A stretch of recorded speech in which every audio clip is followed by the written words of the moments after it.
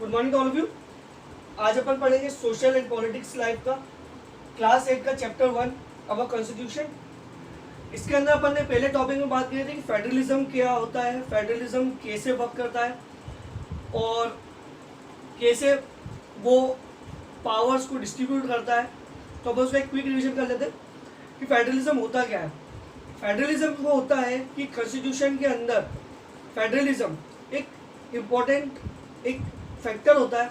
उसके अंदर ये होता है कि जो पावर्स हैं, जो भी गवर्नमेंट है, जो भी लीडर्स हैं, उनको 3 पार्ट्स में डिवाइड किया जाता है। सेंट्रल स्टेट और पंचायती राज।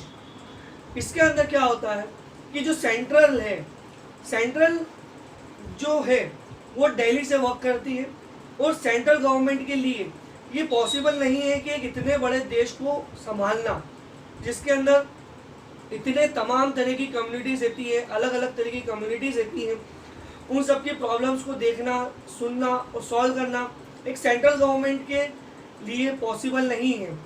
तो फिर क्या हुआ कि उस चीज़ को, प्रॉब्लम को सॉल्व करने के लिए जो गवर्नमेंट है उसको लेयर्स में बनाया गया। जैसे अपने भारत देश के अंदर मेनली 3 लेयर होती है गवर्नमेंट की, एक सेंट्रल, स्टेट और पंचायती राज। ये 3 लेयर है जो अपने देश के अंदर, भारत देश के अंदर वर्क करती है। जो सेंट्रल होती है, सेंट्रल का वर्क होता है कि बाहर के देशों से डील करना, यूएनओ से डील करना और अदर देशों से डील करना। और जो स्टेट होती है, स्टेट के पास पावर होती है कि वो देश के जो स्टेट है, जहाँ उसकी कम्युनिटी थी, जो स्टेट है उसके लिए फैसले ले सकती है, लेकिन वो एक ऑटोनोमस होती है, यानी स्वतंत्र होती है वो अपने डिसीजंस लेने के लिए।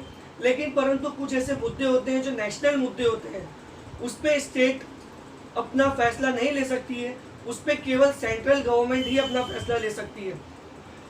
और फिर आता है पंचायती राज, जो कि विलेजेस के इसमें लेवल पे काम करता है, गांव के लेवल पे काम करता है कि गांव के लोगों की क्या समस्या है, क्या प्रॉब्लम्स हैं, उसको सुनने के लिए पंचायती लेवल बनाया गया, पंचायती राज्य बनाया गया। अब इसमें क्या होता है कि जो गवर्नमेंट काम करती है और जो भी प्रॉब्लम सॉल्व करती है, जो भी प्रॉब्लम्स को, जो भी कम्युनिटी की होती है, उसके लिए जो भी पैसा कहाँ से आएगा और कैसे क्या आएगा, वो भी अपन को कॉन्स्टिट्यूशन बताता है कि उसके अंदर कॉन्स्टिट्यूशन बताता है कि उसके अंदर पैसा कहाँ से आएगा। और जो नेशनल मुद्दे हैं, वो कौन से नेशनल मुद्दे और कौन से स्टेट के मुद्दे हैं, वो बात भी अपन को कॉन्स्टिट्यूशन ही बताता है कि वो उसके अंदर डिफ्रेंशिएट कैसे करना है। सो आज के अपन टॉपिक में पढ़ेंगे parliamentary form of government. Parliamentary form of government अपन इसमें पढ़ेंगे। पहला पॉइंट अपन लेते हैं इसके अंदर, the constitution of India guarantees universal adult suffrage for all citizen। अब इसके अंदर ये जो आया है word adult suffrage for all citizen, इसका मतलब क्या होता है कि अपना जो संविधान है, जो भारत देश का जो कॉन्स्टिट्यूशन है, वो अलाउ करता है जितने भी जो अडल्ट हैं देश के, जो 18 प्लस हो चुके हैं, जो 18 वर्ष से ऊपर हैं, उनको ये अलाउ करता है कि वो आगे आकर वोट दे सकते हैं, अपना मत दे सकते हैं, अपना लीडर चुन सकते हैं। This would help encouraging a democratic mindset and break the clutch of traditional caste, class, gender basis। अब इसके अंदर क्या है कि गवर्नमेंट ने ये अपन को जितने भी जो अडल्ट हैं, जो भी 18 प्लस हैं, जितने भी युवा, जितने भी गर्ल्स, बॉयज, उन सबको एक पावर दिया है कि वो अपना नेता, अपना लीडर चुन सकती है। और ये जो पावर, और ये जो अपन को पावर और जो जितना भी जो माइंडसेट दिया है जो कॉन्स्टिट्यूशन ने, इससे एक माइंडसेट बनता है डेमोक्रेटिक का। क्योंकि पहले के ज़माने में ये होता था कि जो भी लोग बाग थे, उनके हाथ में कुछ भी फैसला करने की पावर्स नहीं थी। जो भी फैसला होता था वो एक क्षत्रिय करते थे, और एक जो राजपूत जो होते हैं, जो क्षत्रिय होते हैं, जो युद्ध करते हैं, जो राजा महाराजा होते हैं, वही करते थे। सो इस पावर से क्या होता है कि जितने भी जो देश के युवा हैं, जितने भी देश के जो लोग हैं, उनको एक माइंडसेट होता है, एक माइंडसेट बनता है आज़ाद होने का, कि वो आज़ाद है और वो अपना कुछ जो अपना जो लीडर है और जो अपने जो नेता है वो स्वयं खुद चुन सकते हैं। इससे क्या होता है कि breaks the clutches of traditional caste, class and gender. अब break the clutches of traditional मतलब ये पुराने जो क्लचेस, जो भी पुराने जो अपनी परंपराएं, जो भी नीतियां जो भी चलती आ रही थी, जैसे कि पहले के अपन एग्जांपल लेते हैं कि पहले के ज़माने के अंदर औरतें ना तो कुछ वोट दे सकती थी, ना अपना मत दे सकती थी, ना ही उनकी कोई सुनवाई होती थी, ना ही कुछ उनके लिए मदद की जाती थी, ना ही उनके लिए कुछ ऐसा फॉर्म या उनके लिए कुछ ऐसा ट्रेड होता था। ऐसे ही कास्ट होता था, जो पिछड़ा वर्ग होता था उनको हमेशा दबाया जाता था, उनकी सुनवाई नहीं होती थी, उनके लिए कुछ भी रूल्स नहीं थे, उनके कुछ भी अधिकार नहीं थे, और मतलब पुरुषों और महिलाओं के अंदर भेद किया जाता था।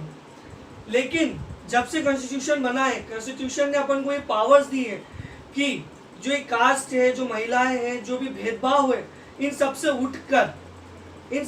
उठकर जो भी युवा हैं, जो भी लोग हैं, जो भी महिलाएं हैं, जो भी बच्चे हैं, जो भी पुरुष हैं, वो किसी भी वर्ग या किसी भी जाति के हों, किसी भी वर्ग के हों, किसी भी कास्ट के हों, वो आगे आए और अपना वोट दें, अपने देश को बनाने में सहयोग दें। Now people had a direct rule in electing their representatives।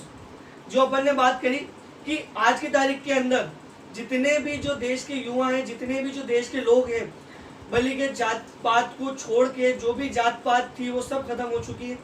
अब आज की तारीख में कोई भी जो पिछड़ा जाके पिछड़ा जो कास्ट है, जो भी शेड्यूल कास्ट है, वो भी अपना मत दे सकते हैं, वो भी अपना जो रिप्रेजेंटेटिव है कि उनका नेता कौन है वो चुन सकते हैं।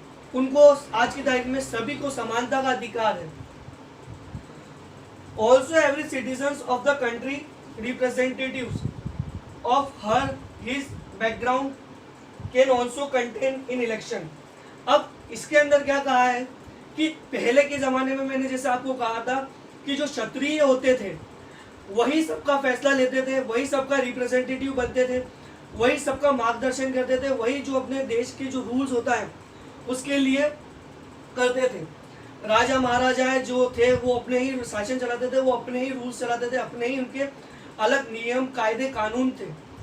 लेकिन डेमोक्रेसी के अंदर क्या हुआ, जब से कॉन्स्टिट्यूशन अपना जो संविधान जो है वो जितने भी पीपल हैं, जितने भी आम जनता है, जितने भी लोग हैं, उन सबको पावर्स देता है कि वो अपने हिसाब से, अपने बैकग्राउंड के हिसाब से भी एक नेता, एक रिप्रेजेंटेटिव चुन सकते हैं जो उनकी बात को आगे रखे। चाहे वो कोई से भी वर्ग का हो, चाहे वो क्षत्रिय हो, चाहे वो ब्राह्मण हो, चाहे वो शेड्यूल कास्ट का हो, किसी भी कास्ट का हो, कोई भी हो, चाहे महिला हो, चाहे पुरुष हो, वो अपने आगे आके अपने देश के सामने अपनी बात रख सकती है, अपना एक नेता, एक रिप्रेजेंटेटिव रख सकती है। Background can also contain in election. This representative are accountable to the people। और जैसा कि अपन ने इस पॉइंट के अंदर डिस्कस करा था कि जो भी है वो अपना नेता, अपना रिप्रेजेंटेटिव खुद आज में चुन सकते हैं, चाहे वो कोई भी हो, कोई से भी समाज का हो, कोई से भी वर्ग का हो, कोई भी महिला हो, पुरुष हो, वो अपने हिसाब से अपना नेता, अपना रिप्रेजेंटेटिव चुन सकती है। आज के टॉपिक के अंदर अपन ने कवर करा पार्लियामेंट्री फॉर्म ऑफ गवर्नमेंट। अब अपन इसके नेक्स्ट टॉपिक के अंदर बात करेंगे, जो नेक्स्ट टॉपिक आएगा उसमें बात करेंगे अपन कि आगे की साइड में जो अपने संविधान, अपने कॉन्स्टिट्यूशन है, वो अपन को और कितनी पावर्स और कितने राइट्स देता है। आज के लिए थैंक यू।